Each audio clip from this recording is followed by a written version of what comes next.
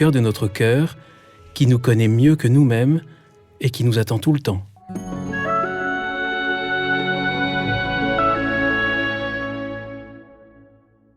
Bonjour chers auditeurs de Zétéo, bienvenue pour un nouvel épisode. Je suis Guillaume Devoux, à la fois heureux et ému de vous retrouver comme chaque année à l'Ascension, parce que c'est aussi le rendez-vous annuel de Zétéo avec Stan Rougier. Stan Rougier, bonjour. Bonjour. Bonjour Stan Rougier, merci d'avoir accepté mon invitation pour Zétéo. Avant de commencer notre rencontre, même en commençant en fait notre rencontre, puis-je vous demander de vos nouvelles. Comment va la santé ? Ma foi, à l'âge que j'ai maintenant, c'est-à-dire 95 ans, je crois qu'on comprendra mes difficultés. Là où elles sont le plus grandes, c'est dans la vision et l'audition.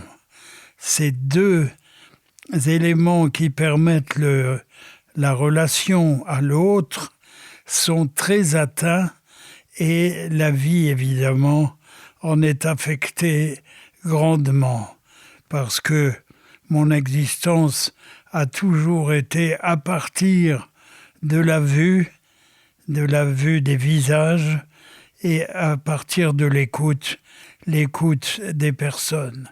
Donc ces deux éléments sont gravement atteints et je me rends compte que c'est pas commode. C'est pas commode, mais c'est possible et c'est une joie de vous retrouver aujourd'hui. C'est la 5e année de suite que nous nous rencontrons pour l'épisode de l'Ascension qui est diffusé le jour de l'Ascension. Et si je peux vous rappeler quelque chose, Stan Rougier, c'est qu'au début, vous m'aviez dit la fête de l'Ascension, c'est pas une fête que je connais très bien, c'est pas celle que j'ai le plus célébrée dans ma vie. Mais on s'était dit, on va quand même tenter, on va faire la fête de l'Ascension. Et maintenant, je pense que j'ai compris pourquoi.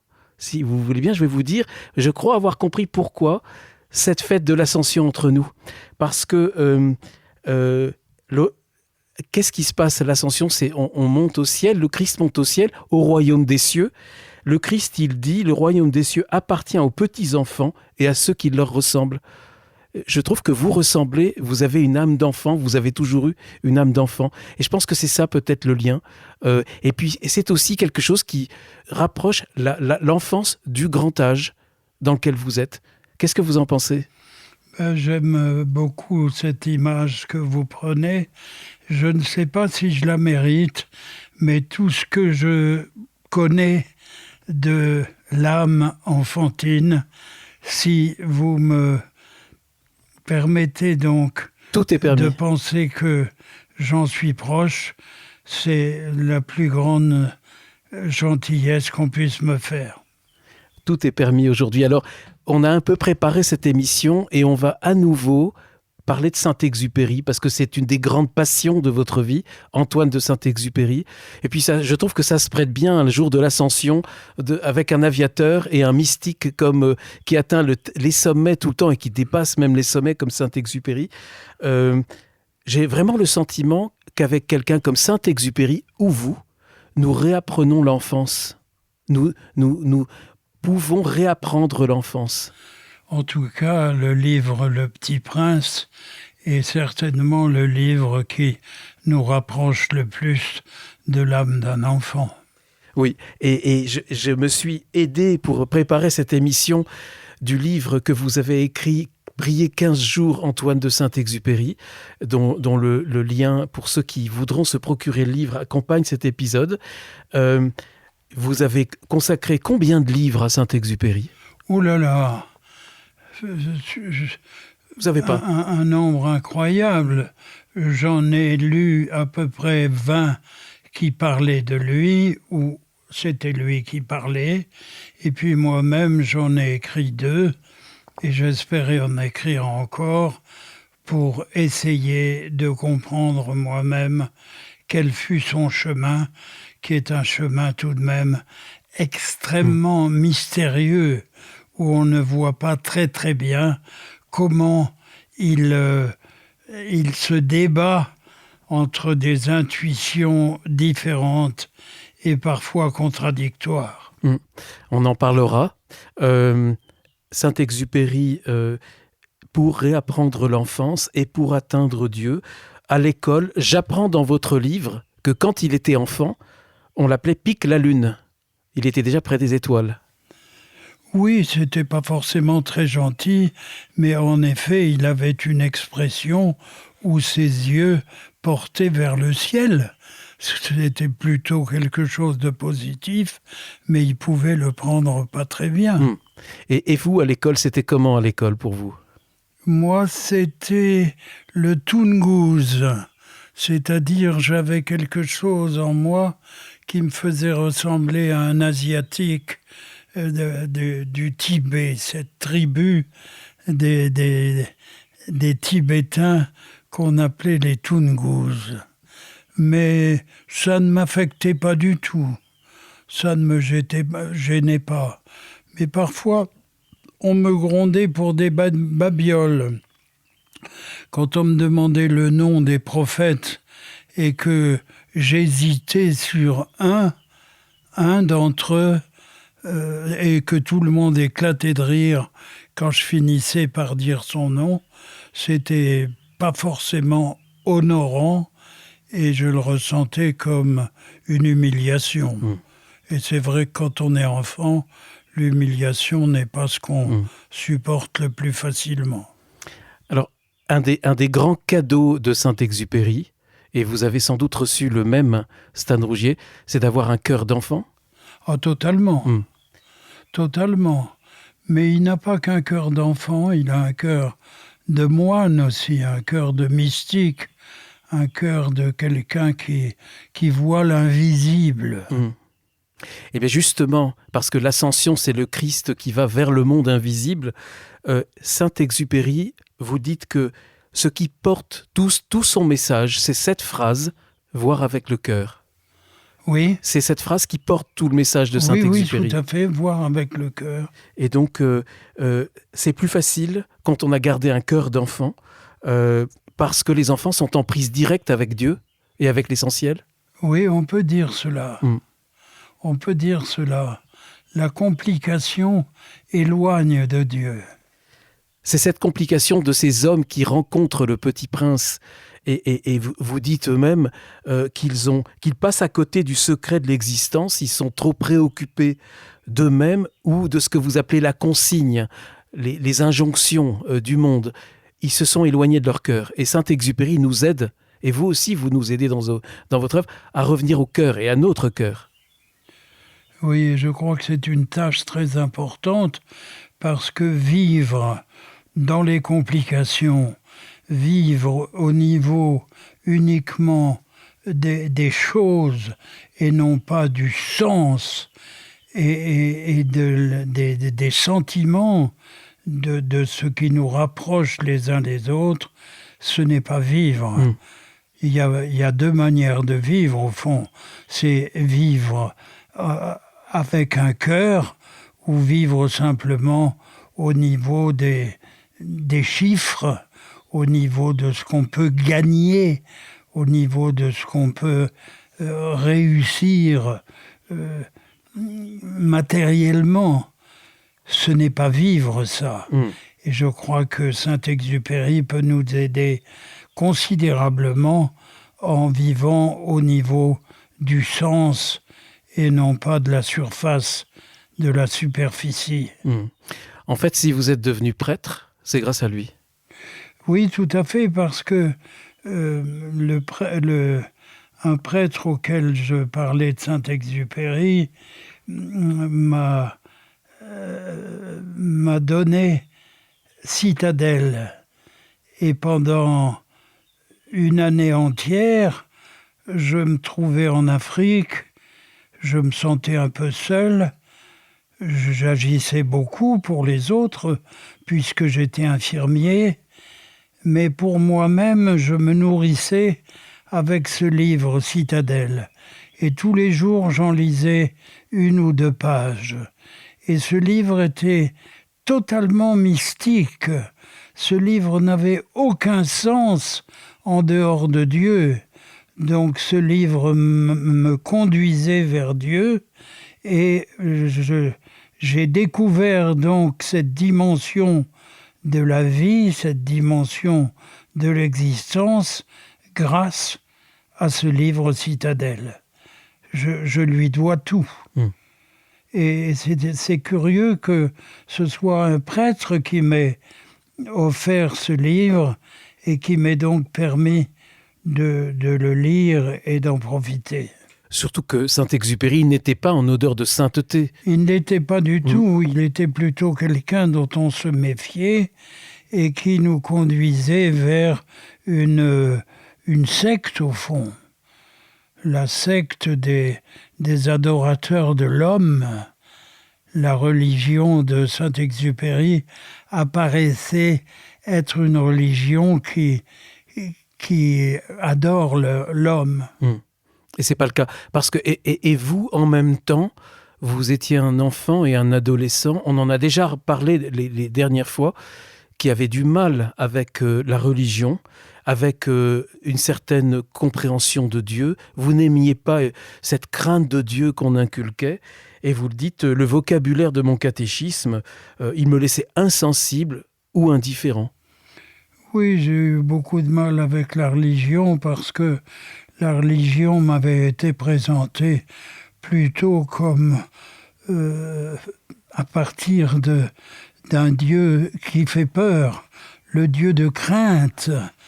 Il y avait d'ailleurs ce mot, Dieu de crainte, et on ne comprenait pas parce qu'il ne s'agissait pas de la peur, mais de la crainte de trahir, la crainte d'être infidèle. Et c'était aussi un problème de traduction du mot crainte que vous avez découvert. Et lorsque vous l'avez découvert, que cette crainte dans la Bible, ce n'est pas la peur, la terreur de Dieu, mais c'est au contraire peut-être le fait de se sentir dépassé par un au-delà, ça a tout changé pour vous. Ça a aussi changé votre rapport avec la Bible et avec ce Dieu de la Bible. On m'avait offert un livre qui s'appelait « La Grèce au temps des dieux ». Et on y montrait Jupiter, Zeus, qui prend Héphaïstos, son fils, par une jambe et qui l'envoie valser dans le ciel. Il l'envoie à 2000 kilomètres.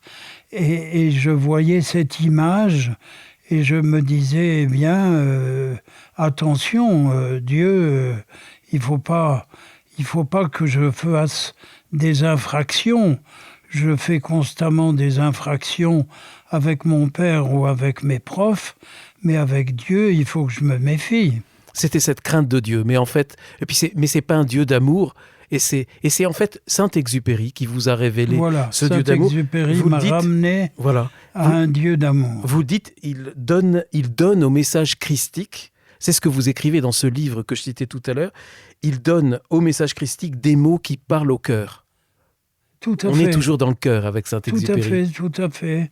La tendresse et Dieu n'ont été réunis pour moi qu'à partir de Saint-Exupéry. Et il y a un vrai phénomène chez Saint-Exupéry que vous dites d'ailleurs dans ce livre, qui est très récent, il date de 2023, c'est que depuis sa mort, sa popularité ne cesse d'augmenter. Ah oui, c'est stupéfiant. Et Le Petit Prince est le livre le plus acheté au monde après la Bible. Tout à fait. Depuis cette époque. Ah depuis c'est 70 ou 80 ans. Le succès du Petit Prince ne fait qu'augmenter. Il est traduit dans toutes les langues de la planète.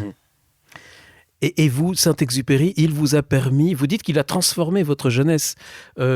Il a transformé votre jeunesse en Odyssée, c'est ce que vous écrivez. Oui, c'est tout à fait ça. Je me mettais à écrire tous les jours sur un cahier et à partir de certaines phrases de Citadelle, j'exposais ce que j'éprouvais, les sentiments que j'avais à partir de mes rencontres ou à partir de ce que j'avais à faire. Il était celui qui me réveille, celui qui me fait réfléchir, celui qui me donne à penser. Sans lui, je passais à côté de pas mal de choses. Vous avez parlé tout à l'heure d'un mystère chez Saint-Exupéry. Il y a effectivement plusieurs aspects mystérieux, même dans sa mort. Mais il y a déjà un mystère, c'est que Saint-Exupéry vient d'une famille traditionnelle, sa mère est très croyante, très catholique, très pratiquante, et lui, il ne va jamais se consoler du fait d'avoir perdu assez tôt la foi. Il n'a pas la foi. Il n'a pas la foi, mais il la cherche. Il la cherche. Et il passe son temps à la chercher. Et donc, sa vie, à ce sujet-là, est toujours pour lui une épreuve.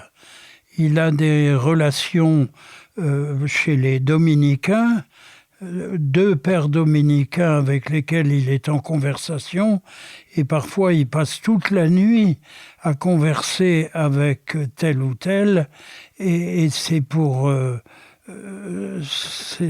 c'est une épreuve pour lui.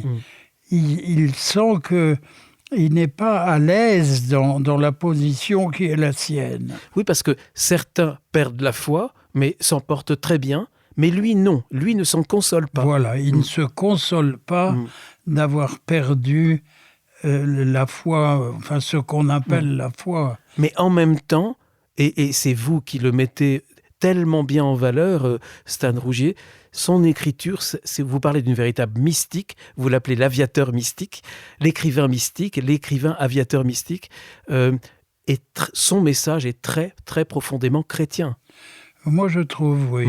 J'ai été longtemps en conversation avec son neveu à l'endroit où Saint-Exupéry habitait, près de Nice, et j'ai été donc le voir, et j'ai eu de longues conversations avec lui, et il était assez étonné de voir à quel point j'admirais son oncle, mais il restait dans sa position qui est de dire « on ne sait pas ».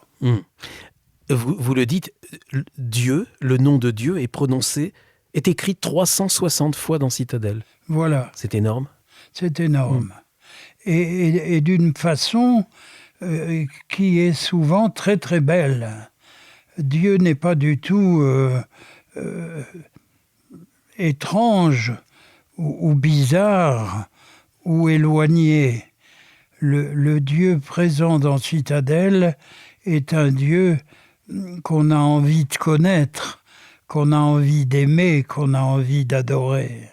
C'est ce Dieu que les enfants connaissent et c'est ce Dieu, le Christ nous invite à être comme ces petits-enfants qui ont cette relation à Dieu. Ce qui est également touchant chez Saint-Exupéry, vous le dites, quand il voyait un enfant qui pleurait, le monde s'arrêtait, il n'y avait plus qu'une seule chose qui comptait, c'était consoler l'enfant. On n'y pense pas tout le temps quand on voit un enfant qui pleure. Parfois, ça nous exaspère, ça fait du bruit. Lui, au contraire, c'était la seule chose à faire, c'est consoler l'enfant. Oui, il parle de cette consolation dans Citadelle d'une manière admirable. C'est-à-dire ? Eh bien, il en parle d'une façon touchante. On a envie de penser comme lui, de voir comme lui, de réaliser la beauté d'un enfant comme il le fait, tellement c'est contagieux. Toutes les paroles dans Citadelle sur l'enfant m'ont donné envie d'avoir moi-même des relations profondes avec les enfants, notamment ceux de mes frères et sœurs, et qui ont eu chacun de nombreux enfants. Donc j'étais avec chacun d'une manière intensément proche. Et aussi les camps que vous avez animés l'été avec des milliers d'enfants dont beaucoup sont des auditeurs et auditrices de ZTO et qui ont vécu des moments incroyables. Et vous aussi, vous avez tous vécu des grands moments. Je crois que 60 années de ma vie sacerdotale ont été à partir des enfants et pour les enfants. Alors évidemment, je suis encore fidèle à ces relations alors qu'ils ont 60 ou 70 ans. L'enfant qu'ils étaient autrefois est encore très présent dans ma mémoire. On parle de l'enfance, on va parler un petit peu aussi d'autres grands écrivains qui mettent sur la voie de Dieu et qui sont parfois inattendus. Mais il y en a un, c'est Bernanos. Vous dites, lui, il a conscience d'un complot des grandes personnes contre l'enfance. Ça va dans le sens, dans l'esprit de Saint-Exupéry. Pourquoi il y a ce complot ? Pourquoi l'enfant dérange comme ça ? Ou pourquoi est-ce qu'on oublie l'enfance quand on devient adulte ? C'est un mystère. Votre question débouche sur un véritable mystère et il nous faudra beaucoup de témoins pour comprendre cela, pour le saisir, pour le réaliser. Et beaucoup de poètes, beaucoup d'écrivains ont écrit là-dessus. Mais vous avez cité Bernanos, vous avez raison, il en parle remarquablement dans le journal d'un curé de campagne, notamment. Revenons encore à Saint-Exupéry. On connaît tous ses paroles sur les liens avec l'invisible. Il a cette définition. Qui est Dieu ? Surtout pour quelqu'un qui n'a pas la foi. Il a quand même cette phrase où c'est vous qui dites pour Saint-Exupéry, Dieu, c'est le nœud divin qui noue les choses. Sans qu'on sache vraiment qui il est, on sait que c'est en lui que se nouent toutes les choses et l'univers. Et ça, c'est une définition qui peut s'accorder, qui peut accorder toutes les spiritualités et presque toutes les religions du monde. C'est très beau ce que vous dites là, parce que Merci. Effectivement, Saint-Exupéry peut être un trait d'union qui nous réconcilie avec l'islam, avec le judaïsme, avec les religions asiatiques. Et j'ai passé une partie de ma vie à être à l'écoute des croyants des autres religions. J'ai voyagé énormément, j'ai été dans plus de 60 pays et cette dimension de mon existence compte beaucoup. Et pour une part, peut-être c'est l'enfant qui est en moi qui avait besoin de rencontrer l'enfant qui est dans celui d'une autre religion. Lorsque j'ai été boy scout, à l'âge de 16 ans, on m'a demandé d'être interprète de la délégation de Birmanie. J'étais donc là avec des bouddhistes et je découvrais une autre dimension de l'univers. Et ça a été important aussi pour moi pour façonner ma personnalité. Je me réjouis de vous entendre parce que cette ouverture vers le monde, cette ouverture aux autres spiritualités, en même temps cette ouverture, ce contact avec l'enfance, cette poésie, c'est tout l'esprit du podcast Zétéo et c'est pour ça que je suis tellement heureux de vous retrouver chaque année. Vous êtes un champion pour ça parce que vous l'incarnez tellement. Oui, mais vous aussi, c'est pour ça que ça vibre en vous. Moi, je suis oui, je suis l'intermédiaire, je suis le passeur. Mais c'est magnifique. Revenons à Saint-Exupéry encore, toujours, parce que c'est immense. Quand je suis arrivé tout à l'heure chez vous, vous aviez Citadelle, vous étiez en train de lire Citadelle et de prendre des notes. Sans doute que vous êtes en train de travailler, c'est peut-être un prochain livre que vous travaillez. Vous travaillez sur quoi en ce moment ? Je relis « Que peut-on dire aux hommes ?» qui est un livre donc que j'ai écrit sur Saint-Exupéry en approche de Dieu. Et je continue donc à le lire parce que je n'ai pas tout dit, je n'ai pas tout compris. Et je relis donc des personnes qui eux-mêmes disent ce qu'ils pensent de la spiritualité de Saint-Ex, et face à ces réflexions, je réagis moi-même et je vais plus loin. Je vais plus loin. C'est-à-dire, voilà. Vous allez où, là ? Qu'est-ce que vous n'aviez pas compris et que vous comprenez maintenant ? C'est pas... Je ne peux pas le dire d'une manière extrêmement précise, je ne crois pas. Mais par exemple...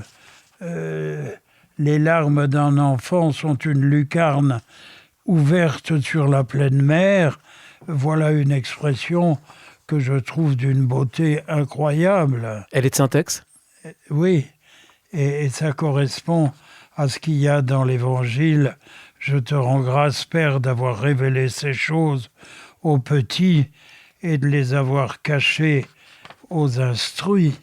Il y a une coïncidence ou une parenté incroyable entre les évangiles et Saint-Ex.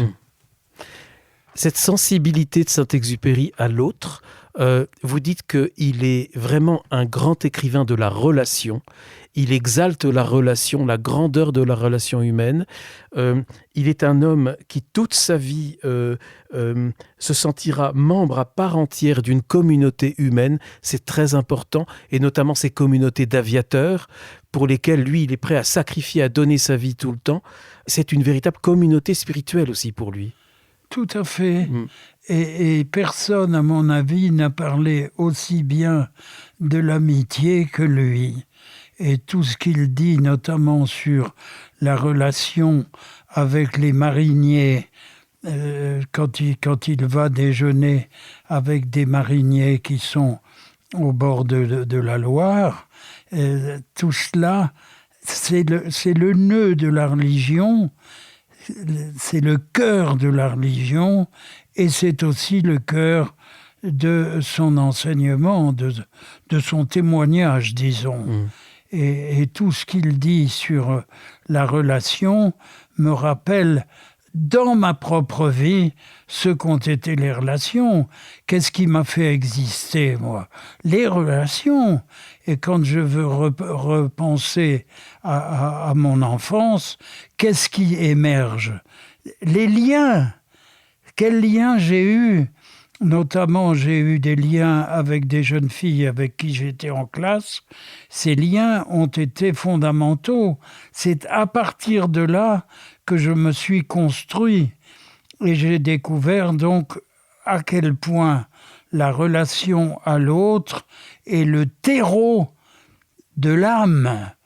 Comment notre âme peut-elle naître, jaillir, se développer, sinon dans cette période de l'enfance qui décide de tout. Et m'a aidé aussi là-dedans le scoutisme. Mon chef de patrouille nous demandait à chacun de nous présenter, de faire aux autres le cadeau de notre originalité.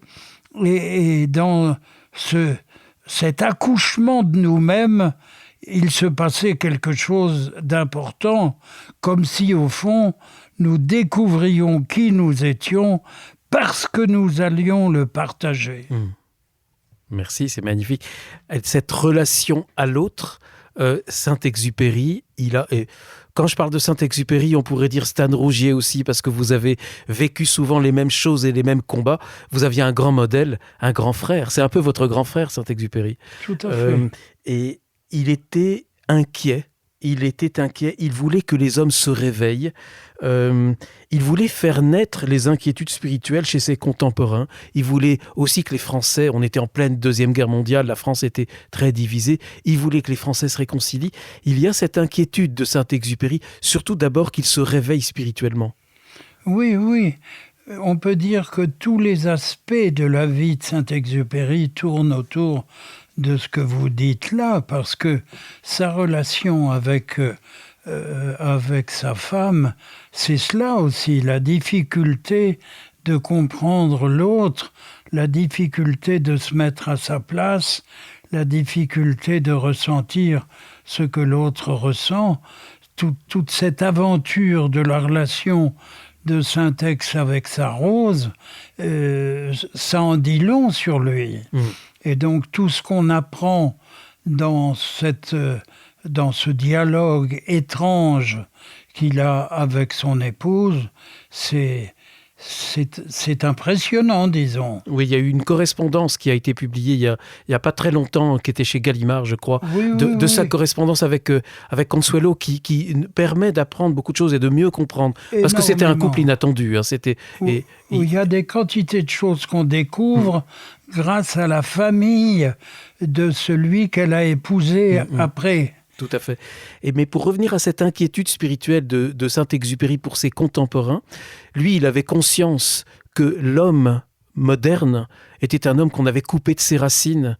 La société industrielle avait exilé l'homme de la terre, de la spiritualité et de la beauté, de la relation avec les autres aussi, en isolant l'homme souvent dans des cages à lapins, dans des circonstances d'habitation qu'on souhaite à personne.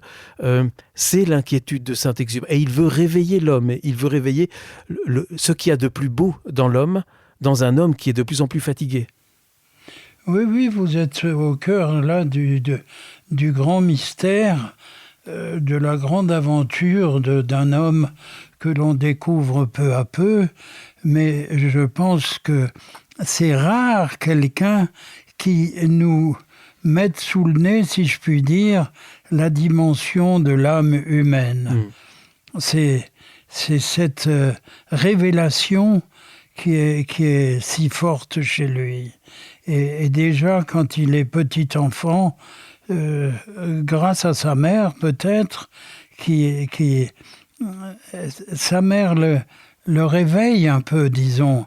Elle lui fait mesurer la dimension spirituelle de sa vie, parce qu'elle est extrêmement pieuse, elle est extrêmement croyante, mais elle ne s'impose pas, elle propose.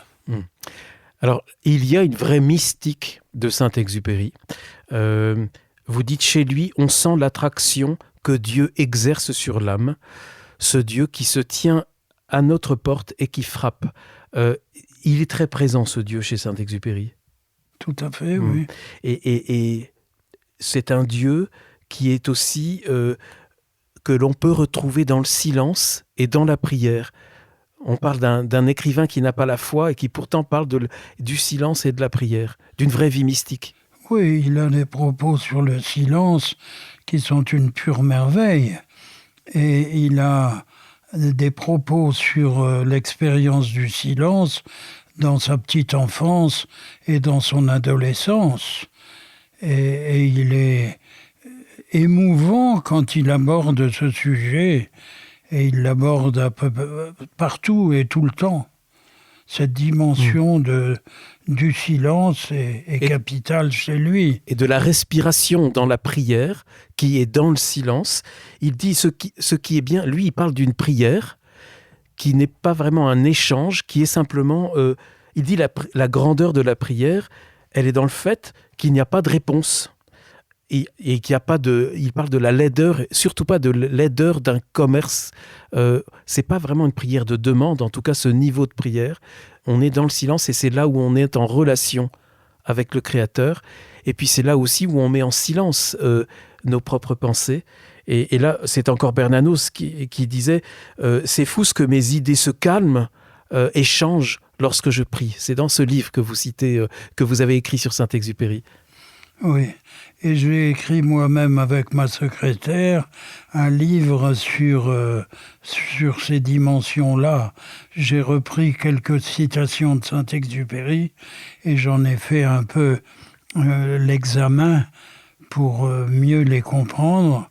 Et je suis très heureux d'avoir fait ce petit livre aux éditions Nouvelle Cité. Oui, c'est celui dont on parlait, c'est celui dont le lien accompagne, c'est prier 15 jours avec Saint-Exupéry. Il dit la prière est une respiration qui agrandit l'âme, dilate l'esprit, permet à l'homme de se décentrer de lui-même. On est trop centré sur nous-mêmes. Oui.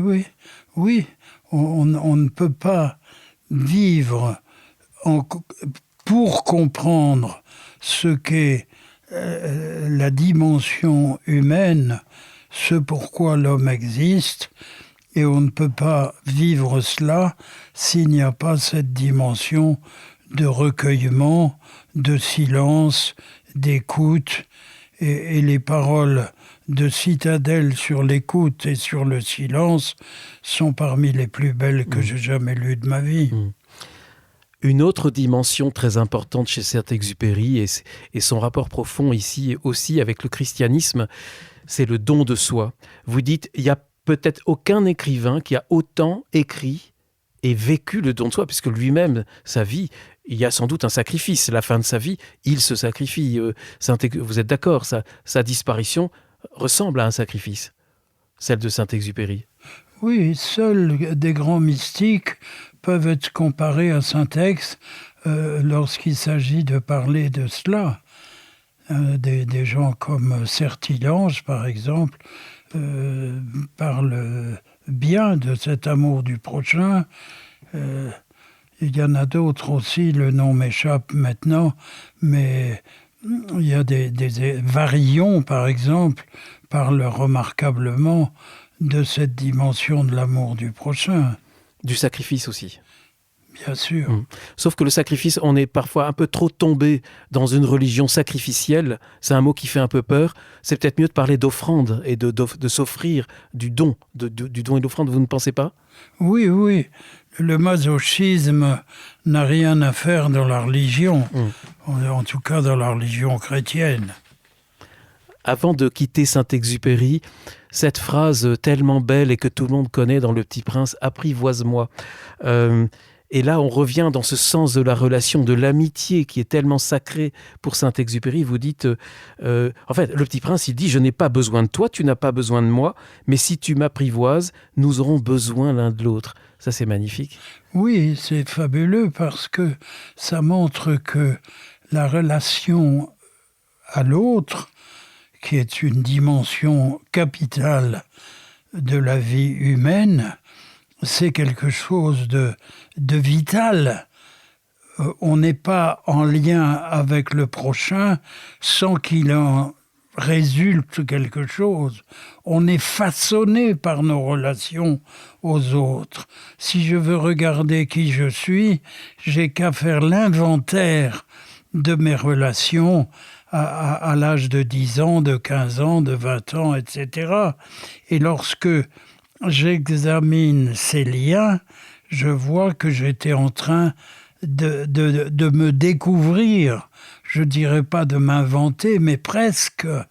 Et je me souviens, lorsque j'étais en Afrique, j'avais fondé un groupe de JOC, Jeunesse ouvrière chrétienne, et dans la JOC, on disait il faut faire une carte de relation et voir comment on se comporte vis-à-vis de chacun de ceux avec qui on est, avec ton prof, avec ton camarade de classe, avec ton camarade de travail, avec ton frère, avec ta sœur.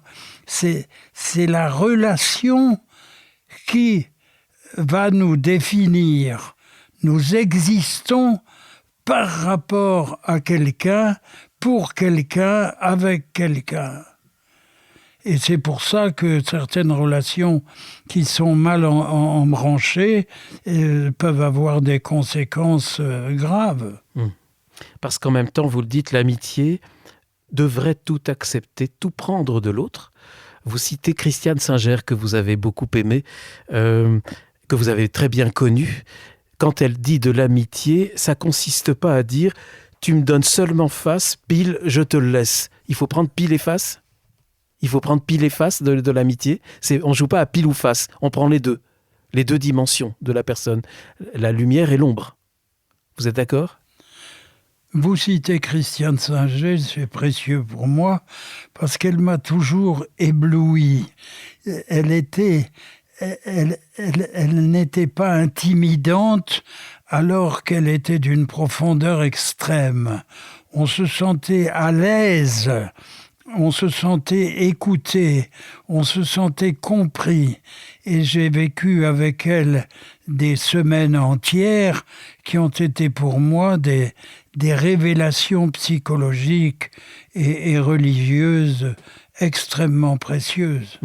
Alors justement, on parlait de Saint-Exupéry et du fait qu'il y a, et cela vous les aimez, les grands écrivains, comme Christiane Singer aussi, les grands écrivains qui nous mènent au spirituel, qui nous mènent au divin, sans passer par la religion. Vous parlez de Bergson, vous parlez de Teilhard de Chardin, de Khalil Gibran, de Claudel. Desquels vous voudriez parler tout de suite, là ? Oh, Claudel, je veux bien, parce que Claudel, pour moi, a été extrêmement important.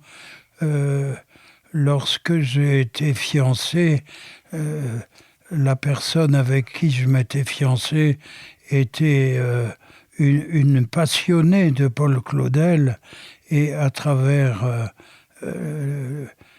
des pièces comme Le Soulier de satin, quelque chose de très très profond s'est noué entre elle et moi.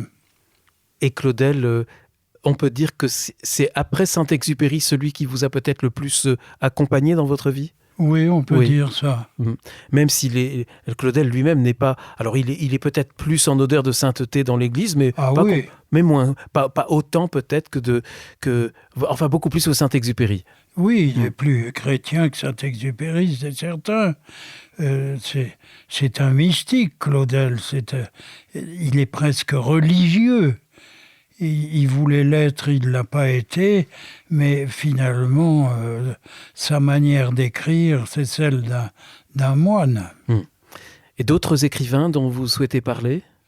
Oui, comme mais ça ça ne me revient pas à l'esprit tout de suite, mais peut-être qu'on peut faire allusion à quelques-uns qui sont dans le livre « Que peut-on dire aux hommes ?» Là, j'ai évoqué une soixantaine de personnes qui ont changé ma vie, c'est sûr. Alors, je peux évoquer comme personnes qui m'ont marqué Yvan Amar, qui est un jeune que j'ai rencontré en Inde et qui est un mystique qui doit sa spiritualité et au judaïsme et à l'hindouisme. Les deux, il en a fait quelque chose de très fusionnel. Alors je peux évoquer mon directeur spirituel Victor Bogro, je peux évoquer Elder Camara, Alain Caron, Alain Chevillat, André Chouraki, Olivier Clément, Noël Copin. Ça fait de nombreux écrivains. Dans ce livre-là, La Passion de la rencontre. La Passion de la rencontre, justement, dont on a parlé. Un nombre étonnant de gens qui ont marqué ma vie dans le sens de la vie spirituelle. Oui, puis je vois des contemporains comme ça. Et éventuellement, j'aurais aimé en mettre 15 de plus. Stan Rougier, aujourd'hui, 95 ans. C'est une question, alors je ne sais pas comment vous la posez, mais moi j'admire, j'ai une admiration tellement profonde pour la clarté de votre esprit et pour cet entretien que nous avons eu sans aucune note. Vous avez parlé comme ça, vous n'avez pas de fiche sous les yeux. Je sais qu'à chaque fois quand on se rencontre, vous êtes un petit peu tendu parce que vous dites je vais peut-être pas savoir exact. Et en fait, à chaque fois, c'est lumineux. C'est une très belle, c'est un très beau lien entre ce que vous vivez aujourd'hui et cette petite enfance, en fait. Est-ce qu'il n'y a pas un miroir, c'est ça que je voulais dire, entre la petite enfance et le grand âge ? Oui, non, mais je suis touché. Vous avez mis le doigt sur l'essentiel sans que personne vous y pousse. Vous ressentez au fond les choses un peu comme je les ressens. Il y a donc une famille d'esprit entre nous et c'est ce qui fait que la compréhension se fait toute seule, je dirais. Mais ce que je veux dire aussi, c'est que vous me donnez ce sentiment, c'est pas le cas pour toutes les personnes qui sont dans le grand âge, mais d'être serein. Vous êtes profondément serein et vous êtes toujours plein de projets. Et vous avez un esprit très clair, une intelligence très vive. Je voyais Marie de Henzel, il y a pas très longtemps, on a enregistré un épisode qui sera bientôt sur ZTO, et on a parlé de vous, puisque nous nous sommes rencontrés il y a 2 ans ici avec elle. J'invite les auditeurs à écouter cet épisode. Marie de Henzel, c'est une grande amie aussi pour vous. Et je lui disais que je venais vous voir. Elle m'a dit mais Stan, il gardera son intelligence jusqu'à sa mort. Oh, c'est gentil ça. Oh là là, impressionnant. Mais on parlait d'un mystère Saint-Exupéry. C'est lequel votre mystère, à vous ?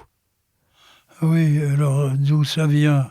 Moi, j'ai presque envie de dire, seul le Christ pourrait expliquer ce qu'a été mon évolution. Mais j'ai le sentiment que le petit enfant que j'étais a vécu un certain nombre d'événements qui l'ont marqué et qui m'ont fabriqué finalement. Petit événement. J'ai 13 ans, je suis en cours de récréation dans le lycée où je fais mes études. Et un professeur pose la question, si vous pouviez passer une semaine avec un livre, lequel choisiriez-vous ? Je lui réponds, spontanément, sans réfléchir, je prendrai 500 feuilles blanches et j'écrirai un livre. Ah, c'est formidable. C'est ce que vous avez fait, en fait. Oui. C'est ce que vous avez fait toute votre vie. C'est ce que j'ai fait finalement. Quelle belle réponse. Mais je trouve assez drôle que immédiatement, sans même une réflexion, j'ai dit, mais c'est pas un livre que j'emmènerai, c'est celui que je vais faire. Et j'avais, depuis l'âge de 12 ans, un carnet que j'ai encore, sur lequel j'écrivais tous les jours quelque chose. Évidemment, ce que j'écris ne va pas très très loin.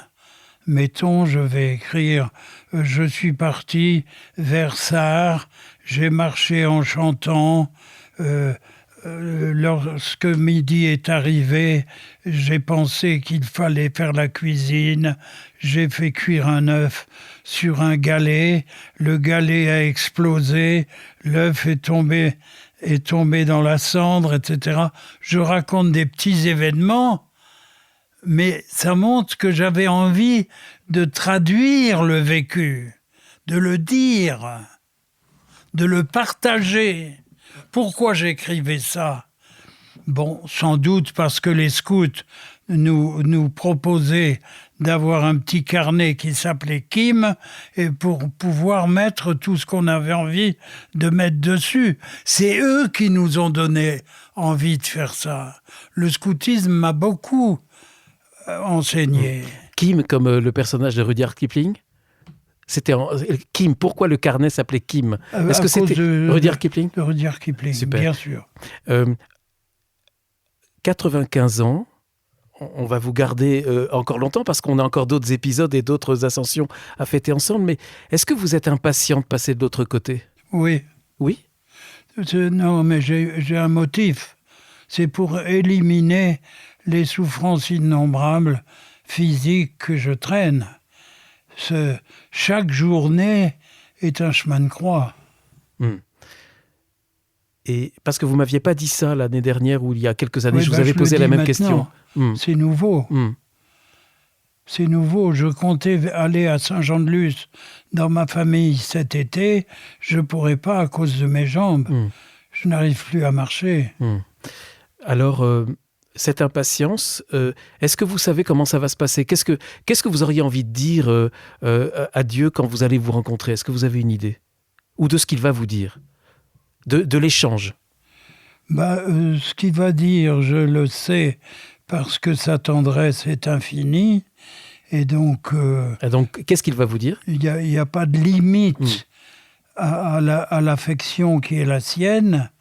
Et donc, il ne peut me dire que ce qu'il a déjà dit dans l'Évangile aux pécheurs, comme Simon-Pierre. Tout ce qu'il a dit à Simon-Pierre, par exemple, il me le dira. Et je suis sans crainte à cet égard. Vous n'avez pas peur d'un jugement ? Non, parce que justement, à partir des grands mystiques que j'ai eu la chance de lire, eh bien, tout cela me montre que Dieu, on ne pourra absolument pas être aussi tendre que lui, aussi compatissant que lui, aussi pardonneur que lui. C'est le grand pardonneur, Dieu. Et celui qui me l'a le plus enseigné, c'était le Père Maillard, et il a éprouvé la même chose. Dont on a parlé les fois dernières. Est-ce que vous savez ce que vous avez envie de lui dire ? Envie de lui dire pardon d'avoir loupé des quantités d'occasions de me transformer pour te ressembler. Pardonne-moi, oui. Je crois que c'est ce que peut dire tout le monde d'ailleurs. Pardonne-moi, j'ai raté des occasions, j'en ai raté beaucoup, et il y a beaucoup de moments où j'aurais dû me rapprocher de toi et où je m'en suis éloigné. Beaucoup de moments où j'aurais dû faire ce que tu demandes et je ne l'ai pas fait. Est-ce qu'il y a des questions, des choses qui sont encore mystérieuses pour vous aujourd'hui et que vous avez envie de lui poser à ce moment-là? Oui, peut-être. Pourquoi est-ce si difficile de connaître et de comprendre ton message? Pourquoi tes messagers nous entraînent-ils dans des contrefaçons si nombreuses? Pourquoi parmi ces messagers, il y a des prêtres et des évêques et des cardinaux? Pourquoi ton message est-il à ce point défiguré et méconnu et changé en l'envers? On a l'impression que certains prêtres, au lieu de nous donner l'évangile, nous donnent un contre-évangile. Et parmi eux, il y a des évêques. Et il y a aussi, alors juste une note d'actualité, ça sera peut-être pas dans votre échange avec Dieu de l'autre côté, mais vous me parliez du nouveau pape, que vous aimez bien. Le nouveau pape, tout ce qu'il a dit depuis qu'il a pris la parole, me bouleverse de joie, et je me dis, c'est merveilleux, il a vraiment le même évangile que moi, et il a reçu le même enseignement, il s'est nourri au même lait, et je suis très très heureux de cette chance invraisemblable qu'on soit tombé pile sur celui-là qui avait tout cela à dire, et en plus, il vient des États-Unis, qui est un pays que j'aime énormément. Il vient d'une région d'Amérique du Sud que j'aime énormément. Donc c'est un coup de chance aussi. Toutes ses origines, toutes ses racines sont à mon goût. Donc c'est une chance folle, quoi. Et c'est une chance dans le monde dans lequel nous sommes, un pape qui a commencé son premier mot à parler de la paix, qui arrive dans un monde inquiétant. Oui, il réagit face aux problèmes de ce monde avec une paix intérieure et une sérénité que je n'ai pas, mais que je peux acquérir en l'écoutant et en me disant, tiens, je vais me mettre à l'école de cet homme et il me permettra de traverser la période très, très difficile que nous avons à traverser. Il m'aidera parce que j'ai envie de l'imiter, j'ai envie de lui ressembler, j'ai envie d'être serein comme lui. Stan Rougier, on arrive à la fin de cette rencontre. Ouf, mais est-ce qu'il n'y a pas encore quelque chose que vous avez envie de nous dire, jusqu'avant qu'on se quitte? J'ai envie de dire que des quantités d'intuition que j'ai portées en moi ne sont pas encore mises noir sur blanc. Et donc je dis, Seigneur, aide-moi à rencontrer des gens comme celui qui vient de me rendre visite et qui me permettent d'accoucher un peu de ce que j'ai en moi. Je voudrais dire aussi un immense merci pour les innombrables messages que je reçois sur Internet d'une gentillesse invraisemblable de gens que j'ai connus, que j'ai rencontrés, et des fois que j'ai à peine connus, et qui me disent 20 phrases, 30 phrases d'action de grâce, et qui sont heureux de m'avoir rencontré. Et je me dis, mais quel cadeau! j'ai pas mérité ça. Comment ça se fait que j'en reçois tant? Et il y en a par contre avec lesquels ça se casse et je ne sais pas pourquoi. Peut-être qu'on a voulu aller trop loin dans l'intensité du lien et peut-être qu'il ne fallait pas et peut-être qu'on a joué avec le feu et qu'il valait mieux que ça se casse. Tout à l'heure, vous avez dit ouf, mais c'était pas ouf, ah c'est fini, mais c'était ouf, je pense, du soulagement que vous ayez traversé cette heure d'entretien parce que vous appréhendiez de ne pas y arriver. Oui, j'appréhendais énormément. C'était pas du tout l'entretien en lui-même. J'ai pas dormi. Oh, j'en suis désolé. Non, c'est j'en comme suis ça. Désolé. Ce que j'espère, c'est que vous avez enregistré. C'est tout à fait enregistré. Si vous avez tout perdu, là, je serais chagrin. Non, je vais vérifier tout de suite après l'enregistrement parce que ce sont des choses qui arrivent. Mais non, je vous rassure, je suis certain parce qu'il y a 2 enregistreurs. Donc, au cas où, il y en a toujours un qui marche s'il y en a un autre qui flanche. Stan Rougier... Bon, vous pouvez ajouter aussi, oui. si vous y pensez, mon remerciement pour celle qui me permet de garder un peu la santé et qui est ma secrétaire. Oui, bien sûr, pour Béatrice. Qui vient m'aider 5 à 6 heures par semaine. Le message est passé. Stan Rougier, je tiens à vous remercier de tout cœur pour cette nouvelle rencontre, pour votre sourire là, quand on se regarde, notre regard qui se croise. Vraiment, c'est une joie et pour plein d'auditeurs aussi. Au revoir Stan Rougier, merci de tout cœur. Merci à vous. Merci chers auditeurs, à bientôt pour un prochain épisode.